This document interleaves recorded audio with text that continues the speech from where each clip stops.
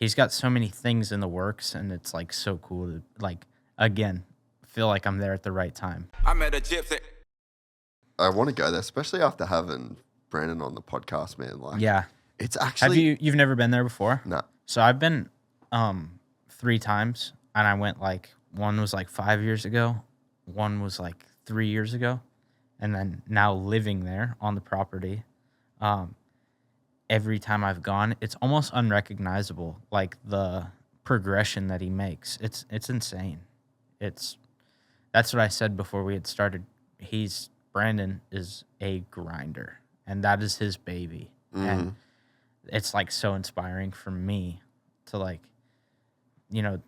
I've had team owners in the past who, not that it matters, but like they don't work out, or like, maybe when you see somebody up like Brandon up at 5:30 in the morning in the gym, 6 in the morning, mowing the grass, it's hard to beat that, Like a leadership thing. It's like, if the guy that owns this place and built all this, he could be sitting in his house right now, like with his family, and he's out making the place better.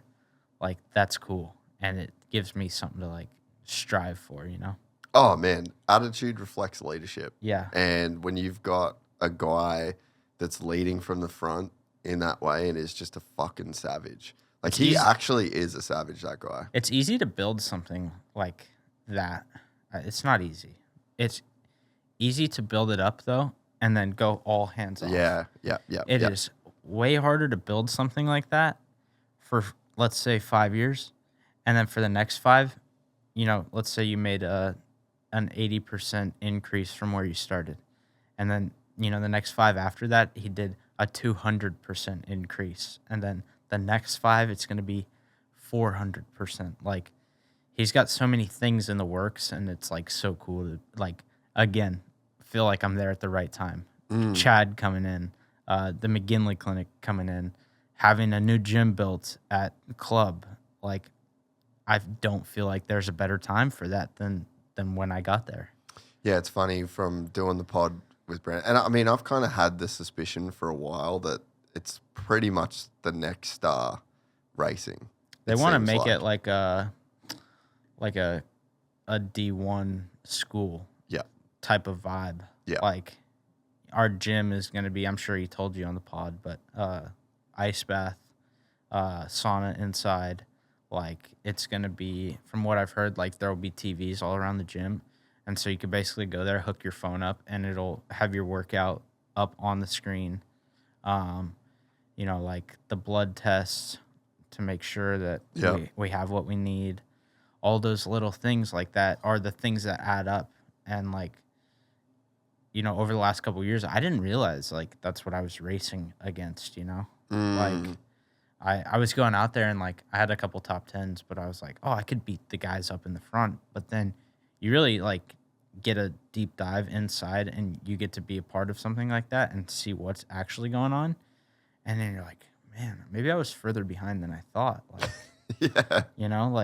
I was close, and I was almost there with what I had. But then the guys that maybe rode for this team had this, and I was close behind them. Like, that gives you some hope, Yeah, definitely.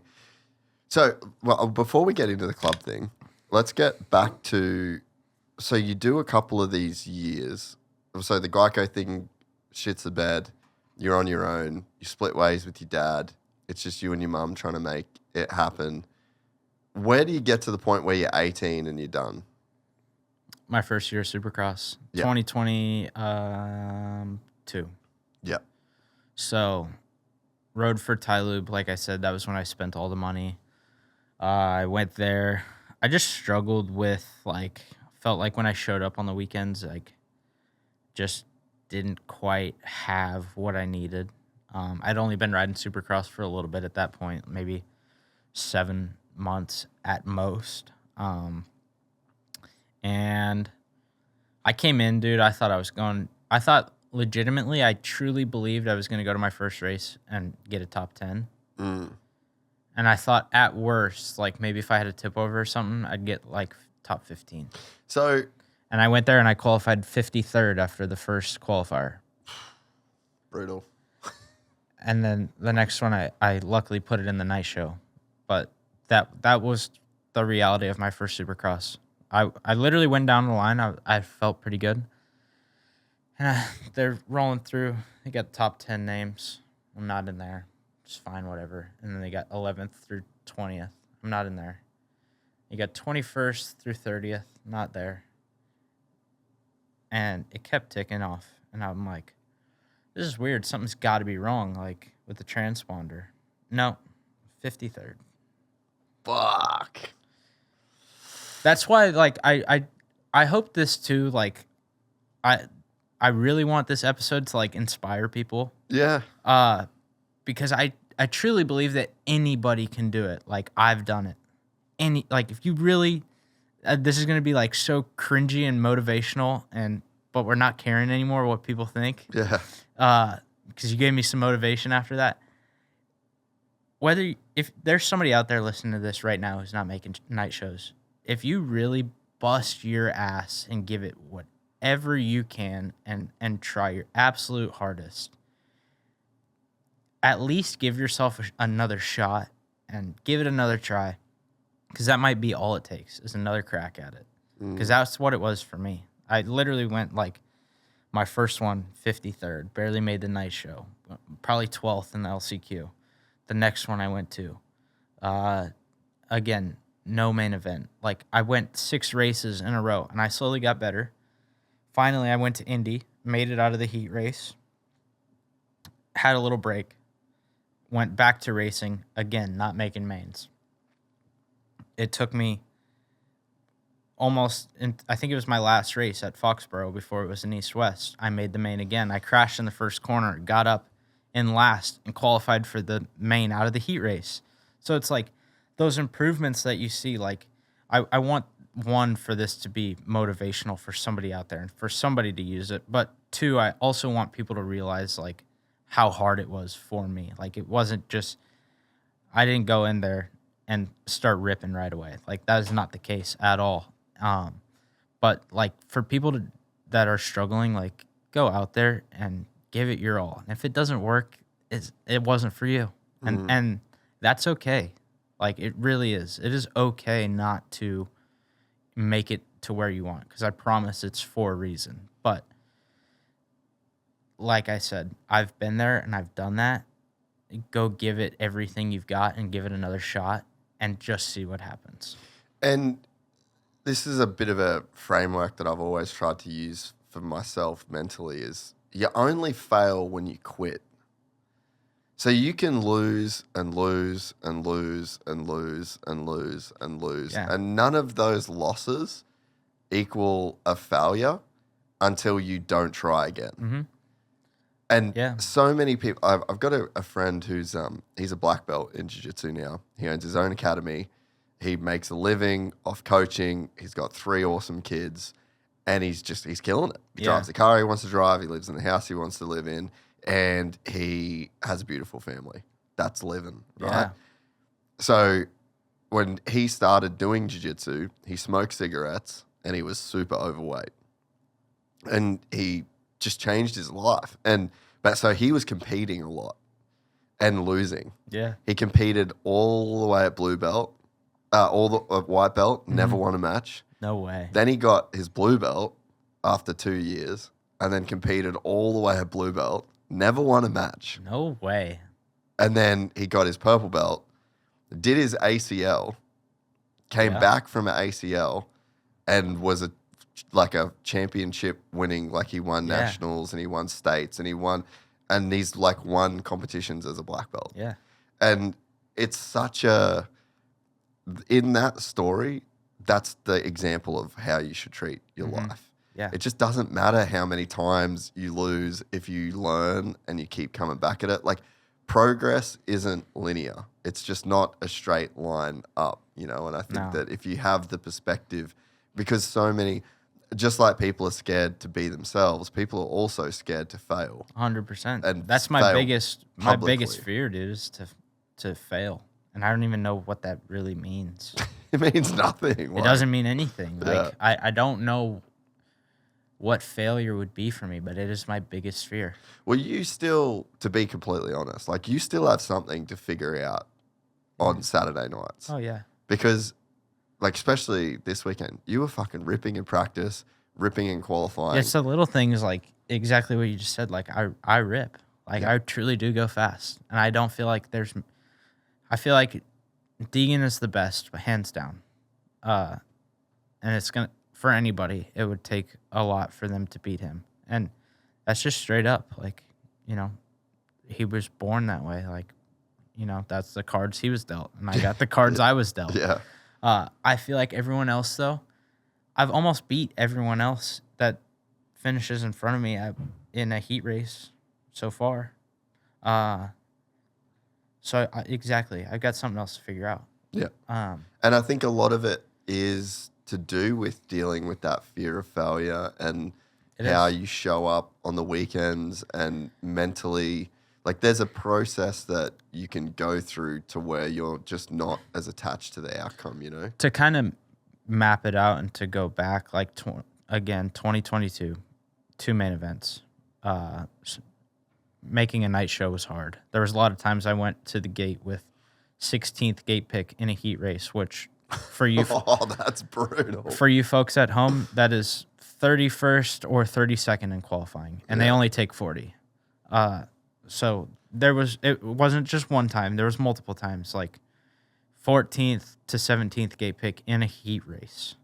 And then, 2023, I signed with PRMX. When he called me, he wanted to do a year deal. And to kind of backtrack a little bit, I had called Ziggy. Well, Julian called me. I called Jamie first. And I said, hey, Jamie, I know you've helped me a lot, and, this is a time where I really need some help. I'm thinking about giving up. And I'm either going to give up. I've got 3 options. I'm giving up. I'm riding for Tylube, which cost me $60,000, and it's going to cost me the same amount this year because they're not, up in the program. Or I ride for Julian, who I don't know much about. I don't really know anything about him. Don't know anybody that's ridden for him, so I can't ask. I can't do anything besides basically go there and hope. And he was like, I think you just take the Julian ride, like, give yourself a chance, see what happens. And I was like, okay. So then I called Ziggy, who is the owner of Factory Connection, who was there through the Geico thing. And word for word, same conversation. Hey, I'm thinking about giving up. I don't really want to race anymore. If I do race, I got these 2 options, and, this is what they are. And a grown adult, however old he is, doesn't matter. He's a grown adult. Got choked up on the phone, and I can hear him holding back tears. And he says, like, it breaks my heart to hear you say that. Like, and now I'm sitting there in the school parking lot to pick up my brother on the phone. Now he doesn't know it because I'm on mute. Now I'm crying. And I'm literally like, I'm in tears because I'm like, I realize these are 2 very important people to me. Arguably the most important people. My dad's opinion didn't matter at that point. That was one of the rough patches. And so these were the 2 most important people in my life, pretty much. And both of them are telling me, like, don't talk about quitting. And Ziggy's was more heart touch than Jamie's, but I'm like, damn, these people believe in me way more than I believe in myself. Like, what am I doing? Like, it really hurt me that I, like, had let somebody down, and I didn't even realize it. Somebody I hadn't talked to in probably a year and a half. And Ziggy said, like, Tylube runs our suspension. This will never be about having a business relationship with you. Like, you're way more than that to me. Go take the Julian ride and, figure it out and see what happens. Like, give yourself that other chance, because if you don't give yourself another chance, you'll never know what could have happened. And I called Julian back and I said, "Hey, I'm gonna take the ride, but I don't want a full year deal. I want 6 months only, Supercross, and that's it. Because if I don't perform the way that I want to, I'm gonna quit racing, just straight up. Like, there's not gonna be. I'm not gonna try to figure out outdoors. I'm not gonna, do any more. Like, Supercross is my chance, and that's it." And I went out there. I made every main event besides the 2 East-West, which at the first one, I was in third place in that East-West heat race. I had a crash in the whoops. And then in Salt Lake, I had gotten some sort of like food poisoning or something. And so I'd struggled. But every main event on the West Coast I made. And so that was like the turning point. Like, I really had turned it around, or at least I had thought. And then 2024, I came out the first 3 races. I got a 9th and then 10th, and then I got another 10th.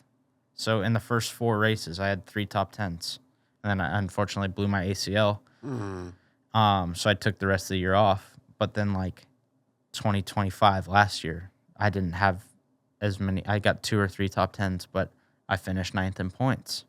And so it's like that turnaround has really brought me back, and like this is stemming from what you said, like, you've got more to show. But I think people really need to see where you came from, where I've come from, and I feel like I've got so much more left in the tank. Yeah. I don't feel like my ceiling is a 7th. Like, I feel quite the opposite. Like, I feel like there's no doubt in my mind that I could podium, but, like, obviously I got to start with the top 5. I haven't gotten the top 5 yet. Yeah. But, like, I feel like I could podium. I got next year with Club. Like, the amount of confidence that they've instilled in me is a complete turnaround from last year. Like, I didn't have more than 2 top 10s last year from my recollection. And I've got 4 in the first 5 races. I had a bike issue in San Diego, but I've got 8 and 3 7s. Like, so yeah, I've got a lot more left in the tank. And I feel like also too, all those past experiences have kind of added to maybe the grit and the fight that I do have, that little bit of heart. Like, it's maybe somebody that's won their whole life has a little, chin check.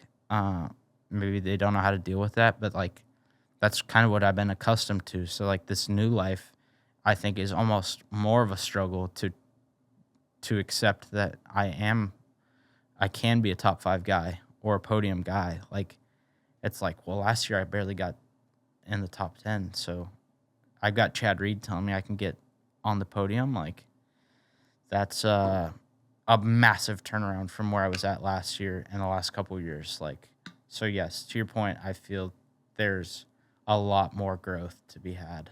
Yeah, and I think that, Cameron McAdoo is just the perfect example.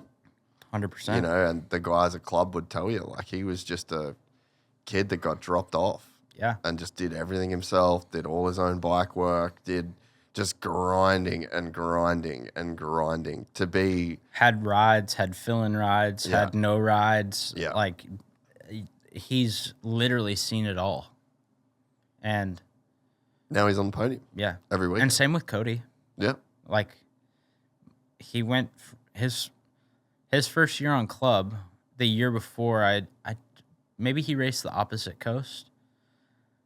And I think he missed main events the year before he got on Club. And if he did make all the main events, I'm not sure if he did, but it wasn't lighting the world on fire. No. I don't even know if he maybe was even in the top 10. And then he went to Club. What did he get? 4th at the first race? And then a podium? Yep. Like, those are, like, 2 dudes that I'm, like, I look up to. Because, like... Yeah, never give up. Like, keep fighting till the end. Yeah, and the other thing that would be incredibly difficult to deal with in your circumstance is just the fall from grace. just dealing with, like, you would have had as a young kid that had all this self-belief and was winning races and on a one-of-one Geico bike and testing KTMs. Like, I had everything I could ever need. Yeah. And then the rug got pulled on me so hard. And then to deal with, you know, you talk about not caring what other people think. I mean, pretty fucking hard not to care about what would have felt like to you, the entire industry being like, dude, Hunter Yoder was a fucking waste of talent. Like, man, that kid used to be so good. He used to be so fun. Look at the guys that he used to beat. And now he doesn't, fucking 53rd in qualifying. He doesn't make mains. Doesn't even make main events. Yeah. No, it's like, it's true. And I think that's like, I've always had the belief that I can be even better than where I'm at right now. But for sure, in the spot where I'm at, like, always felt like, you know, top 10 was very achievable for me. Even when I was going and not making mains, I'm like, oh, dude, I can do that. And you know what's funny? Which is insane to even speak, because I don't know how someone that just got 11th in the LCQ could go and sit in the stands and say, I could get 10th.